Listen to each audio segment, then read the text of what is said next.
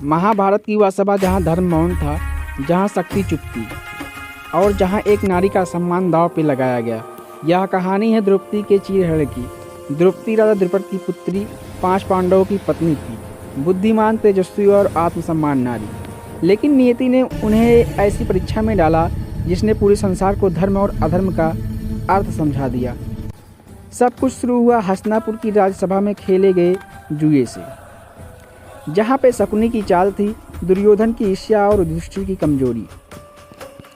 एक एक करके युधिष्ठिर उस जुए में सब कुछ हारते चले गए, अपना राज, अपने भाई और अंत में स्वयं को भी। और अंत में फिर जब कुछ नहीं बचा तो उन्होंने अपनी पत्नी द्रौपदी को भी दांव पे लगा दिया।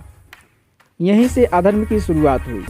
द्रौपदी को सभा में बुलाया गया। उस समय द्रौपदी ने एक प्रश्न पूछा, जिस व्यक्ति ने स्वयं को हार दिया हो, क्या उसे अपनी पत्नी को दांव पे लगाने का अधिकार है? यह प्रश्न आज भी जीवित है। लेकिन उस समय सभा मौन रही। भीष्म पितामह चुप थे, द्रोणाचार्य भी, और कर्ण भी चुप रहा। धर्म को जानते हुए किसी ने कुछ नहीं बोला। दुर्योधन के आदेश पर दुशासनों ने द्रौपदी का अपमान करने का प्रयास किया। यह केवल एक स्त्री का नहीं बल्कि पूरी नारी जाति का अपमान था। सभा में बैठे सभी लोग देख रहे थे, लेकिन कोई आगे नहीं बढ़ा।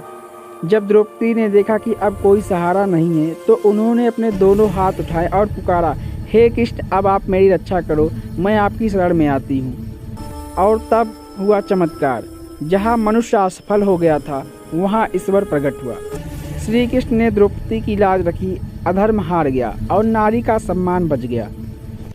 द्रौपदी की लाज तो बची, लेकिन सभा हार गई। उस दिन धर्म की हत्या हुई और उसी दिन महाभारत के युद्ध की नींव रखी गई। द्रौपदी ने श्राप नहीं दिया, उन्होंने केवल इतना कहा, जिस सभा में नारी का अपमान होता है वह सभा विनाश की ओर जाती है। और अंत में ऐसा ही हुआ।